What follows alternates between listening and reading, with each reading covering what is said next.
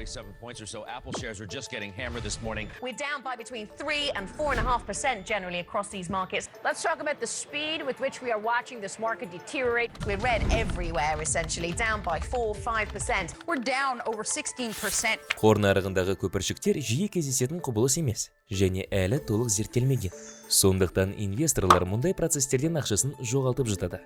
Осы себепті де биржадағы көпіршіктерді қалай анықтауға болатынын және ол жағдайда қалай әрекет ету керегін білу маңызды.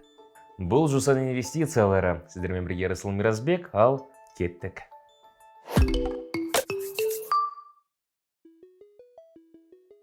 Қарапайым тілмен айтқанда, қаржы нарығындағы көпіршік бұл аса бағаланған белгілі бір компанияның немесе бүкіл сектордың акциялары.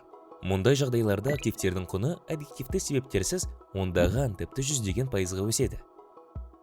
Көбінесе бұл компаниядан болашақта табыс пен жоғарғы кіріс күтетін инвесторлардың негізсіз үміттермен түсіндіріледі. Артық бағаланған бизнес банкротқа ұшырағаннан кейін көпіршік жарылып, нәтижесінде инвесторларға табысты емес, шығындарды қайта есептеуге тура келіп жатады. Көп жағдайда қор көпіршігі ойламаған жерден кенеттен жарылып кетеді. Мысалы, белгілі бір компания туралы жаңалықтар пайда болады. Немесе тәуелсіз сарапшылар өз бағаларын жариялайды да, инвесторлар асығыс түрде белгілі бір компанияның активтерін немесе акцияларын сата бастайды. Нәтижесінде бағалар құлап, компаниялар банкротқа ұшырайды. Ал акцияларын сатып үлгермеген инвесторлар ақшаларын жоғалтады. Көпіршіктердің белгілері. Бірінші белгісі бағалардың және индекстердің ешқандай себепсіз өсіп кетуі. Көпіршік пайда болған кезде көптеген инвесторлар оның көпіршік екенін түсінеді. Өйткені активтер шамадан тыс бағаланады. Тәуекелге барғысы келетіндер мұндай акцияларды қымбат сату үшін сатып алады. Нәтижесінде тізбек өсіп, активтердің артық бағалануын түсінген адамдардың саны барған сайын артады. Дегенмен, ерте ме кеш пе бұл акцияларға деген сенімнің жоғалуына келіп, көпіршік жарылады. Қандай жағдай болсын, инвестор акция бағасының өсуі қор көпіршігінің белгісі емес екенін есте сақтау керек. Міндетті түрде активтердің қайта бағалауын көрсететін басқа факторларды талдау қажет. Екінші белгісі маржиналды қарыздың күрт өсуі. Тез және оңай пайда табу үшін көптеген инвесторлар қарыз алып сауда жасайды. Бұл маржа саудасы деп аталады. Мысалы, 2007 жылы ақш-тағы ипотекалық дағдарыс кезінде маржиналды қарыз елдің жуының 2,5%-на тең болатын ең жоғарғы мәнде болды.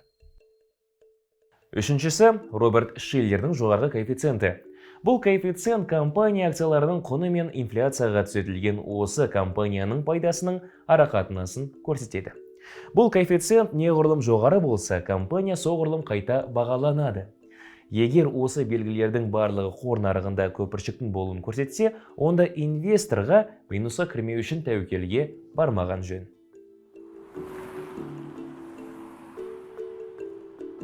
Бүгінде бөлшек инвесторлар қор нарығына агрессив түрде қатысып жатыр. Нарықты демократияландыру және сауда-саттыққа қол жеткізуді едәуір жеңілдету, хеджерлеу қорларына салынған инвестицияларды қоспағанда, өзара қорларды немесе ETF байларын сатып алуға уақыт пен ақшаны жұмсамай-ақ, қосымшаны бір рет басу арқылы нарыққа шығуға мүмкіндік берді. Сонымен қатар, олар басқару ақысын төлеуде үнемдеу мүмкіндігін түсінді. Өйткені өткен нарықтық циклдердегі кәсіби басқарушылардың трек рекорды тек хеджерлеу қорларында ғана емес, 2 немесе 20%. Сонымен қатар, пассивті инвестициялық қорларда 1 немесе 1,5% комиссиялар қисынсыз екенін көрсетті. Сонымен, өздігінше трейдер миллениалдар қандай активтерді сатып алуды жөн көреді екен. Олардың таңдауы қаржы есебін түбегейлі талдауға, немесе егжей-тегжейлі оқуға және оны модельдеуге негізделмейді. Олар өнімдерді өздеріне таныс компаниялардың акцияларын сатып алады да, өздерін әлемді жақсы жаққа өзгертуге қабілетті деп санайды. Бұл ең алдымен Facebook, Apple, Netflix, Google, Amazon, Tesla, Zoom және басқа технологиялық, тұтынушылық және фармацевтикалық компаниялар. Бұдан бөлек, нарықтың классикалық қатысушылары ұмытып кеткен немесе қайта сатылған секторда сатып алудың мүлдем күтпеген идеялары пайда болады. Әуе компаниялары, круиздік компаниялар, казинолар және тіпті мұнай-газ компаниялар. Бұл жағдайларда бәрі бұрынғыдай болады деген идеяны алға жылжыту жеткілікті. Содан кейін идея өзектілігін жоғалтады да, осы компаниялардың акциялары түбегейлі негізделген деңгейлеріне оралады. АQШ'тың газ өнеркәсібіндегі Сланец төңкерісінің пионері CSIP компаниясының акциялары ауысаған мысал бола алады. Олар маусымның басында компанияның банкротқа ұшырағаны туралы хабар тарағанға дейін 10 есе өскен болады. Сондықтан классикалық инвесторларға инвестициялау моделін түбегейлі өзгертіп, Ivy лигасы дипломдарын алған сарапшылардың жалақысына қыруар қаржы жұмсауды тоқтату керек шығар. Мүмкін Робин Гуд клиенттері арасында ең танымал позициялардың тізімін бақылау оңайырақ болар. Инвестициялардың коронавирустан кейінгі әлемінде осыған дейінгі Follow the Smart Money аксиомасы жұмыс істемей қалған шығар. Бұл жердегі smart ол хедж фондтар. Қазір байқалып жатқан танымал акциялар көпіршігі бұл Гринспеннің тиімсіз артықтығының тағы бір көрінісі.